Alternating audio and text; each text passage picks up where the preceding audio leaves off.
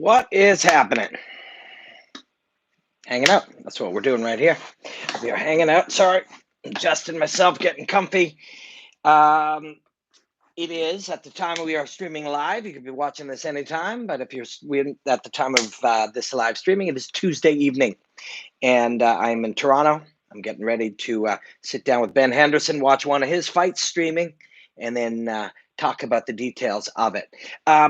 But first, I am getting ready to do some coverage of UFC 249 for TSN up here in Canada.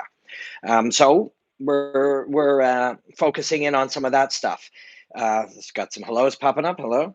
UFC 249 exposes for us. It shines a light. It points that light at our weaknesses in how we examine what we're looking at. So as soon as it pops up, we go through the motions of the things we typically do. Hey, bro, who you got? Tony's grappling versus this. We start to go through the typical ways through which we look at and discuss a fight. But suddenly we realize with this one, hey, wait, some of that thinking is flawed. Primarily because everything is different. Scott, what's up? Thanks for popping in. Everybody coming in, thank you for coming in. UFC 249 and any other fight card over the next few months. Bellator will be back in June. UFC will be back right through probably through 3 and 4 a month, right through May. And as they start coming, there are so many changes, so many differences, so many variations in the normal routines. Those things will play the biggest role in the performances, in how the fights unfold, and how the fighters do everything. Michael Chiesa at the time of this today or yesterday, I believe, was putting out stating and discussing quite truthfully that for most fighters, if you're not very rich, you cannot just be training like you're used to. You can't be eating like you're used to. You can't be preparing and sparring, and you don't have the access to your coaches and your training partners. So everything is starting to change in your preparation. But it's not just your preparation. So you go in with a different preparation, different mindset, different knowledge, different sharpness, different focus. But when you get there, the week of, everything is also different. So all of those differences, the brain of all of us has a hard time dealing with novel experiences, right? That's when you do something you've done for the 57th time, it comes quite easily. You don't have all the variations. Hello? So thanks for popping in, friends. You don't have all these weird variables that are happening. When you do something for the 40th time, you're used to the process that it comes through. You're not in this constant state of parts of your brain having to interpret everything. A lot of things become normal. Things that normally use the left side of your brain or the left hemisphere of your brain to be able to analyze, or a certain part of your brain, now it moves to that automatic part. So it's less mentally fatiguing. So, and that goes for when people talk about octagon shock or, being overwhelmed in your first experience, what's that about? What's that really about? Like at its root, not the surface discussion of, well, it's freaky, it's overwhelming, the pressure got to him, it's such a change. All that we know, but what's really happening is your brain is having to continually be assessing and learning, trying to figure out what's important, what it needs to know, where your focus needs to be deployed during the week leading up. Should you be talking to that media person? Should you be doing your training? What about all these audience? Scott just said repetition to the point of action without thought. That's what we're looking for. Yes. California love. Hey, Robin. Always nice to see you. Thank you, guys. Thanks for hanging out with me. So when you, and we're using fighting as an example because that's what we study, but this applies to everything. When things are new, they burn more sugars, they require more calories, they take more focus, and they're more fatiguing.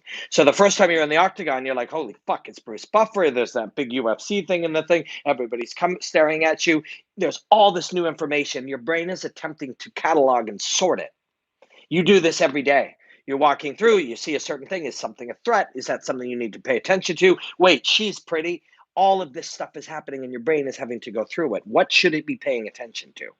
And so that, by the time you're Donald Cerrone, you're Anthony Pettis, your, Tony Ferguson. A lot of these things are no longer distractions. They're no longer confusing. They no longer need to be sorted and understood. They just, you show up.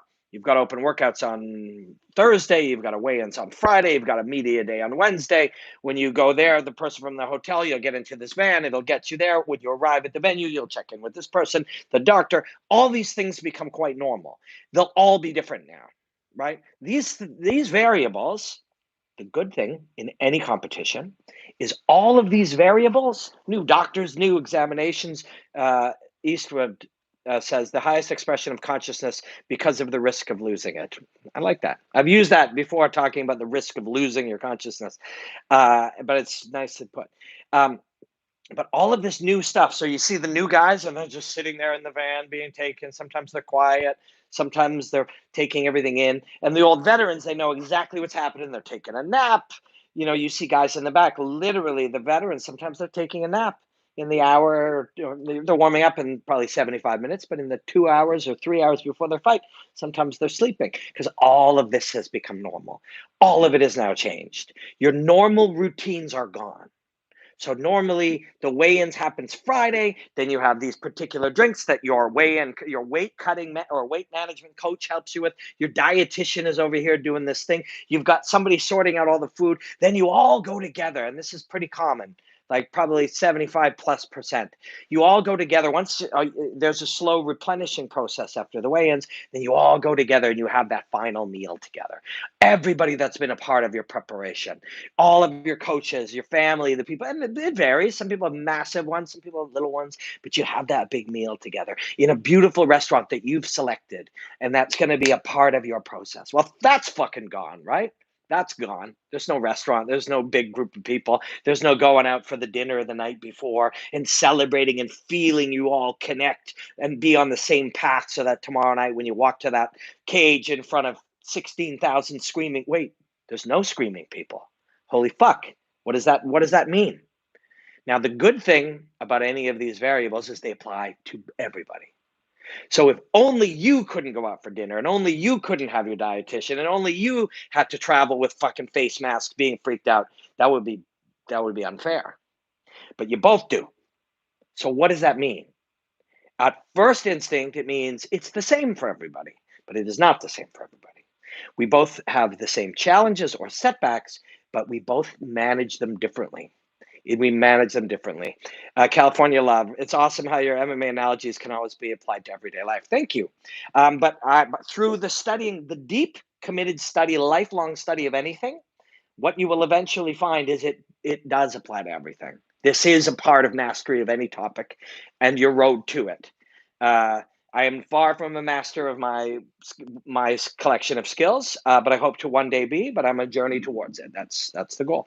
But now that everything has changed, it is applying to both of you. So the issue becomes who handles it better. How you handle these changes is everything. And once again, that applies to everyday life, right? And I've used this story a number of times, and I've used many different stories to illustrate this. But anything does not necessarily have to be either good or bad. It is just the thing, right? So there's no audience. That can be good. That can be bad. But it's neither of those things innately. It's how you interpret it and how you classify it. I'm writing a piece for TSN. TSN is a broadcast partner for the UFC. I do analysis for TSN. It's the best gig in Canada. It's the fucking best place ever. I love these guys. And one of the pieces I'm doing, because the undercard airs on TSN in Canada, much like it airs on ESPN in America. And one of the pieces I'm doing is Donald Cerrone versus Anthony Pettis. We suddenly realize, well, Anthony Pettis is a dynamic striker, is a improvisational, innovative striker who uses both stances. That's not fucking relevant. Not really, right? Certainly not in a world where everything has changed, because Anthony Pettis is a reaction to all of his lifelong preparation, but also the preparation of the week of. He's also reacting to and interacting with the world around him, which is now different. So the things we say are Anthony Pettis are sometimes Anthony Pettis. He is what he is on this day. Donald Cerrone Donald, slow starter, blah, blah, blah.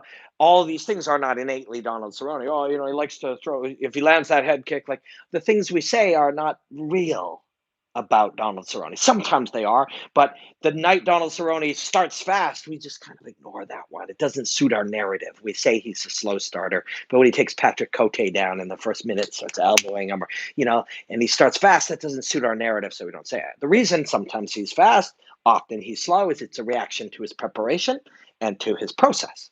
And his preparation and process will be different. But my job for that piece is to, as I see my job always, is to find some truth to be able to share.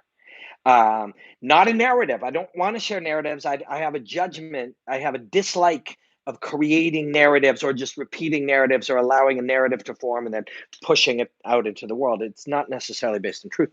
I'm always looking for some valuable truth or insight or something that might be interesting, or you learn something, or it's funny, or it's fun, or you entertain. So I started to look for this one, and I'm still working on it, is the idea. Donald Cerrone, and again, this is metaphor. This is, and you are constructing something. You can't say, because Donald Cerrone spends a lot of time outside in isolation, and we can bring in shots of him riding a fucking horse up in the hills, right? And he doesn't like pressure. He doesn't like, all of the extras. He just likes to fight. He just likes to go in and fight. And when he's free, he does great. Well, shit, it is possible that an empty arena really fucking benefits Donald Cerrone. It is possible. But it all depends on how he sees it. And again, that's a lesson for us all. The guy cuts you off in traffic. If he's an asshole, then he's an asshole. Then if you decide he's an asshole, then he's an asshole. If you decide that maybe that guy just lost his mom today and he's not paying attention to the road, all of a sudden you view that situation very, very differently. Which one's true? Fucking neither of them. You don't know that guy, right? You wrote all that. What it means to have this audience or not have this audience is all written by you, right? You have so much more control over what the meaning of things, because you're fucking creating most of the meaning of things. Right. So how to tell that story is very tricky, because if we just use, platitudes, and it's, with the epics, light, that's, et cetera, et cetera. That guy said, fuck that guy. Anthony Pettis, on the other hand, very easy to tell a story about him. That motherfucker actually tattooed Showtime on his back and likes to turn it and point it at the audience. Hey, check this out. Flying off things. This is DJ McKay. RB doing his thing, being uniquely himself. Thanks, man. Thank you. That's the greatest compliment that I believe you can give someone, is that they're uniquely them. Thank you so much. But so Showtime, now we're like, hey, this guy's fucking, he named himself Showtime. He likes the glitter. He's wearing a gold chain. He's on a Wheaties box. He's Anthony Pettis, got good hair and fucking, all of that, right? And we got some really interesting comments. Same thing. It's like, well, it could be an advantage to some and a disadvantage to others. Well, that, to a degree, is up to them. And I think that's what I'm looking for in this chat, and what I'm trying to pull out is it's always kind of up to us, right? Anthony Pettis without the audience, but licking blood and fucking, like all of that kind of stuff. Like, take the audience away, he would be like, I feed off that audience. Without that, it affects me. And after the fight, I was affected. I feed off the energy of the audience. Well, don't then. Don't. And don't make that decision. And the way, when we say, and Cowboys say, I like to have the pressure lifted. I don't, again, I can say that in a suit sitting at a desk doing my job. And sometimes I have to. Sometimes, especially with the limitations of time, you have, this could really affect Donald Cerrone positively. He doesn't like the pressure. He doesn't, he likes to get in and just fight and not worry about all the other things. This is great for him. But Showtime, on the other hand, Showtime is a guy who lives for the crowd. And I can say all of that. But that's not necessarily true, right? At all. That's a narrative. That's a narrative that I am creating. I don't have to necessarily create it.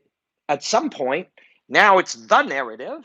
And then when the camera goes to Mike Bisping or the journalist or Robin or whoever, we can go, for a guy like Showtime, he feeds up, and all of a sudden there is now a narrative.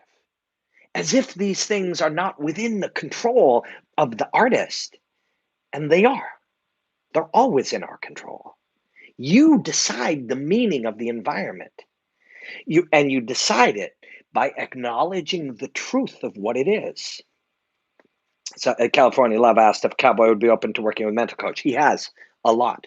This is not something where they repair you. Had a broken leg, saw the leg doctor, my fucking leg's good. Shit wasn't quite going so well with my mental preparation. Saw the brain doctor. I'm fucking good. It's an ongoing thing. It's like training. You still throw jabs 30 years into it. You still work on your preparation, on your self-talk, on your focus, all of these things, right? You still develop them 30 years later. You still work with that mental coach. You still work. I like my friend David Mullins. I've done a lot of podcasts with him, and I'll do many with him again. I see him as a performance coach. I must perform. Uh, you know, when I was fighting, when I was a musician, I use that term very loosely. And now, as a television analyst, my job is to perform. And the job is to be able to not play a role and not go in and do what you think a fighter's supposed to do, but go in and freely express yourself. And the great performance coaches help with that. In theory, perhaps the removal of the audience takes away some of that pressure and might actually allow you to fight more freely. But then for others, it's become a part of the payoff, a part of the sizzle, a part of the commerce, part of what they get from it, that adoration and that energy they feel. It's real, right? You don't have to fucking turn on. There's a great documentary. I've mentioned it more than a few times, but it's on the band Oasis, and I like them. I'm not obsessed with them. Not my favorite, but I like the songs. I find them interesting, and I really like this documentary.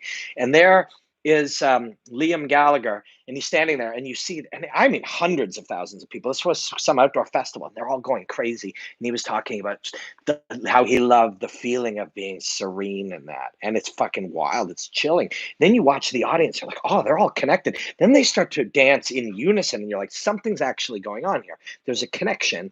There's a sort of a psychic connection between audiences. Well, you feel that. That's real.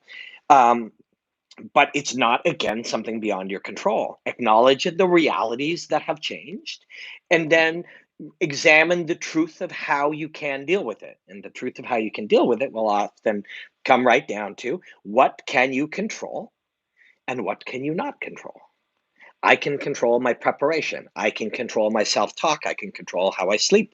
I can control, to a degree. I can control, how fit I am. I can control my how I contextualize all of this stuff. What can I not control? Shit's gonna be crazy that week. Suddenly, somebody's fight's gonna get canceled. They might call and say, "Now you're in this different one. There's no audience." One person gets sick. You start hearing rumors. Your girlfriend's got a cold. All of a sudden, you're like, "Oh my God, what if?" All that shit is gonna happen. Right? Oh, of course it is. Right? You won't hear about all of it, but take people, put them all together during a global pandemic, and all of this shit's going to happen. So, what you can do is be prepared for the fact, expect that these things are likely.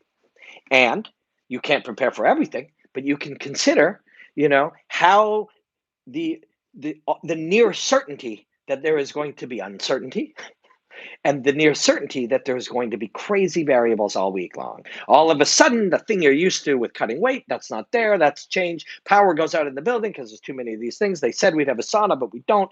Now, my nutritionist who was coming Tuesday, they shut down the airport where he was coming from. All this shit's going to happen. And it's going to happen to Donald Cerrone and Anthony Pettis, or Anthony Pettis and Donald Cerrone. It's going to happen to my opponent. It's going to happen to me. And how we deal with it will be the difference. We're also likely to not be as sharp. And presumably, he's not either. All of these things matter. Donald Cerrone's used to taking a fight and a phone call, and they're all a little different, and gets on a plane and says yes at any time, and it's still a fight. That's good. Anthony Pettis is used to being, Scott says, being mentally tough is definitely as important as physical toughness. It's more important because physical toughness is a consequence of mental toughness. Wasim says, I want Gaethje to win, but Tony's so used to being against the grain and used to more chaos and being calm. That will give Tony confidence. But it's all different. It's all different, right? Part of your, and I'm not saying this is not saying this is true of Justin Gaethje or Tony Ferguson, but this is true of many people.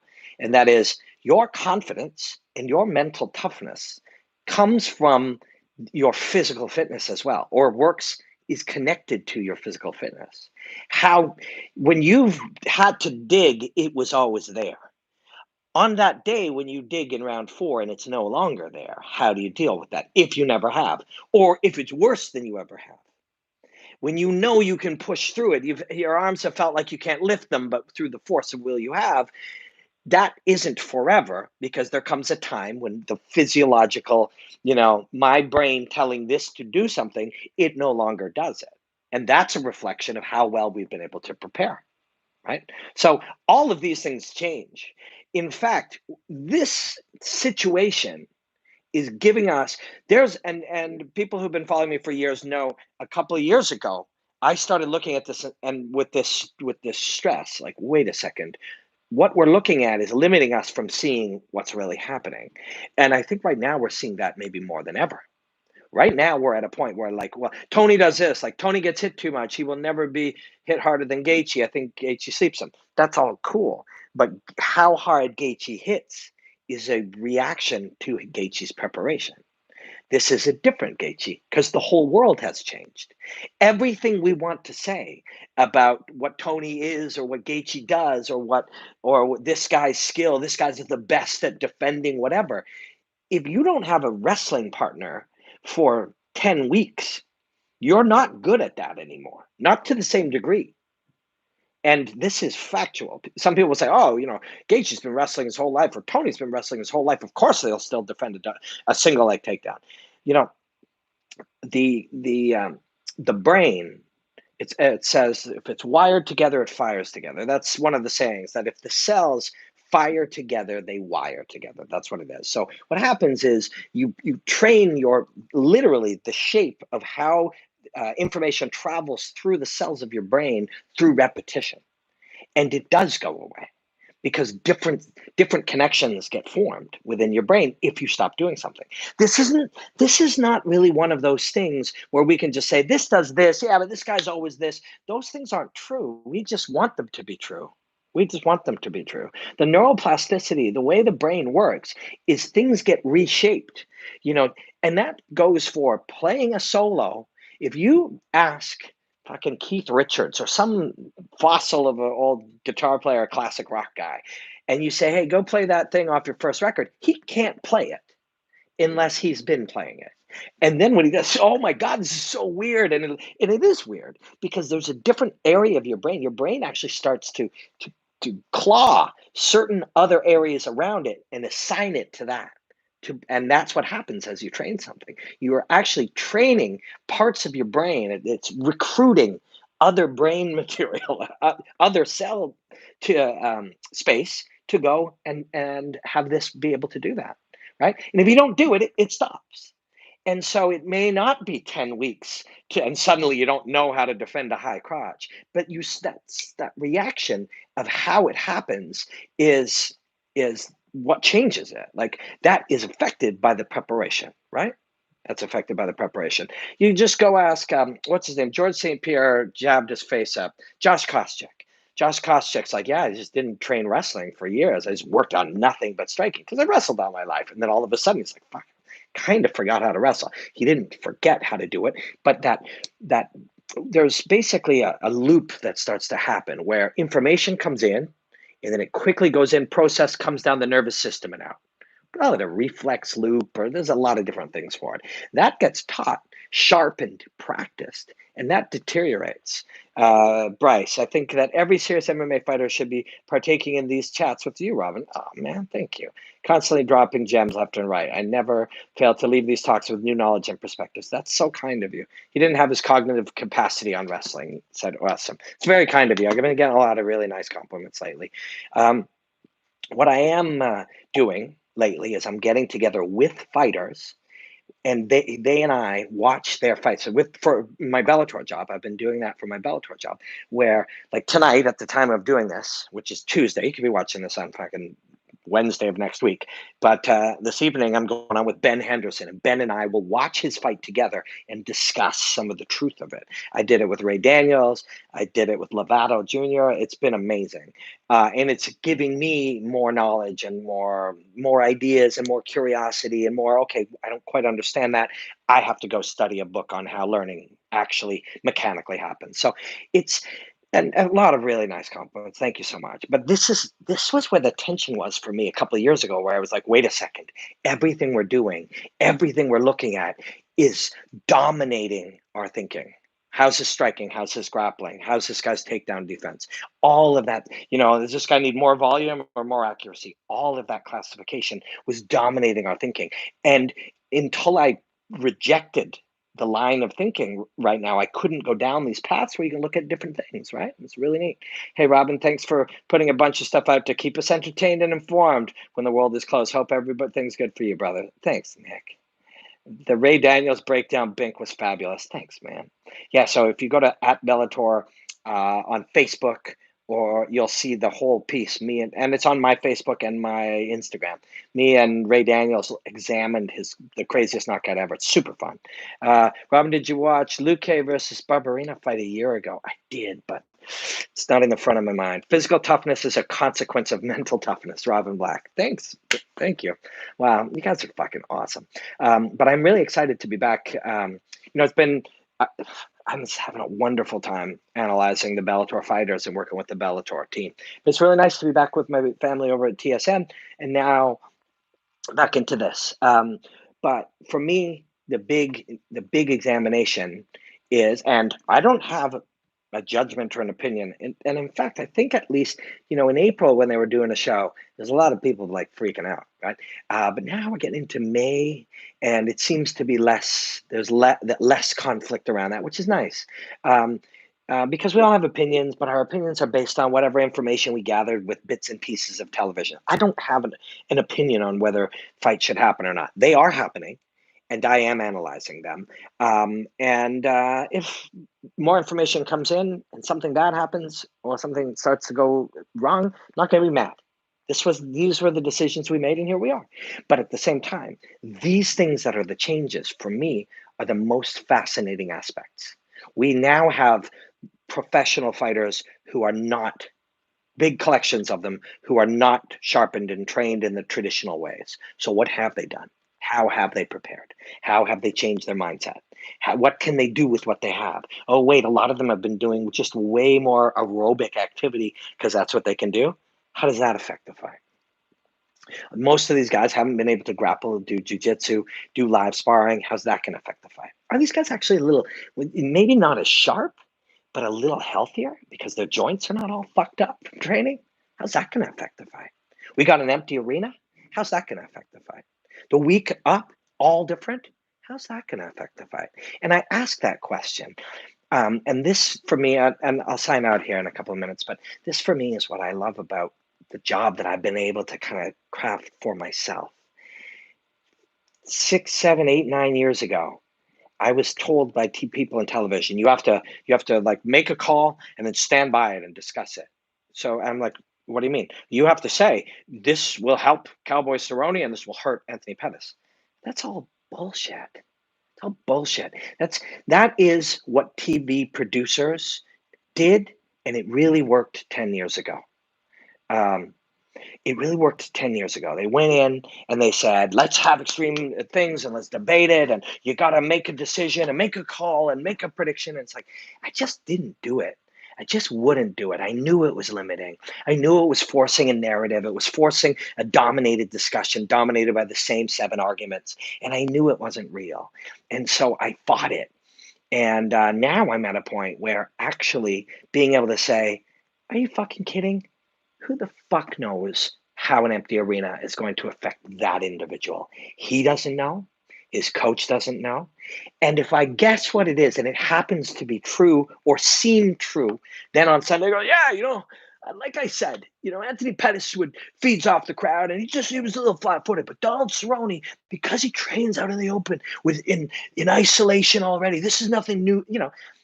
It's fucking bullshit, right? Hot take, narrative.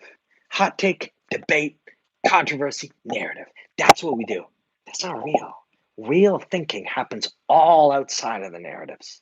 And it happens, and this it applies to everything outside of fighting, everything in the world. Everything. The real thoughts, the real ideas, the real thinking happens by admitting it's impossible to know. But you know what's not impossible? It's impossible to know how they're going to be affected by an empty arena. And somebody can say, oh, well, this guy fought in the Ultimate Fighter and that was empty. It's different because it isn't just an empty arena. It's an empty arena and a scared wife and lack of training and preparation and everything changing. We don't know. We can't know. And if we guess and we're correct, it doesn't make us fucking prognosticators. Is that a word? That's a word. But what we can say is, since we don't know, what that immediately does is it allows you to go, how could I know more about this? I better examine preparation. How can I know more about this? Maybe we examine, what is the spotlight effect? Oh, the spotlight effect is what happens when there's a crowd. Why does that happen? How do people react to it? How do they prepare for it? What is focus? What will change when they hear their corners so clearly? If this were to happen for 6 months and I can hear my corner clearly, can I affect him? Will we have a different debate? Me being one corner and him being another. Will we try to fuck with each other? Because all of these things become new realities. And in those new realities, everybody's looking for an advantage. If there's a game we can play using our voices in that empty arena, we will use it. Is it illegal for us to be hammering on something? No, it isn't. We'll use that. It may become illegal later. Can we smash together all our tools and try to make a distraction? Currently, you can because there's a loud crowd. Take away the crowd. Is that okay? All of these things matter, right? All of these things matter. And it's the beauty of it. The unknown is the beauty of it. Through the last 5 years, as I've started to make a very, very good living with the freedom of doing things my way, I've suddenly come to the conclusion that come to the conclusion that not jumping to conclusions, not forming opinions, not taking part in these narratives, looking at the unknown, wondering about everything, not overly predicting and theorizing, even though it's just bullshit, has actually made me way better. Now I actually have something that I feel that I'm happy to share that I hope is meaningful to somebody. And that's to break down those narratives, just to break them down and look at this different. It's all different. How we discuss anything is one way to look at it. If you get trapped in a particular way to discuss or analyze something, you're trapped in a singular way of looking at something that probably was pretty relevant 4 or 5 years ago when it became popular, but today is not. That's the goal. Get a little better every day, learn something new, push the envelope, find a new perspective, and carry on. Good times. This was fun. Thank you guys so much for hanging out with me. Really, thank you. If you dug this, please subscribe and please share it on Twitter or Facebook or something. I'm having a blast doing these every day, either here or on my Periscope. At Robin Black MMA on Periscope and Twitter. At Robin Black Martial Arts, brand new Facebook page. At Robin Black Martial Arts on Instagram. I got hundreds and hundreds of breakdowns. If you want a t-shirt, please go to shoprobinblack.com. Thank you guys so much for hanging out with me. It's been fucking a blast. I'm going to try to get up here again tomorrow morning before I head back to Stratford, Ontario. Much love. Really appreciate you guys. And really, just the chance to be able to share ideas and think out loud has really helped me become a better analyst and a better commentator when it's a little more formal environment. These conversations have allowed me to go to some places that when we have to formalize it a little more for TV, they're still there in the front of the mind. Appreciate you guys. Thank you. Blackout.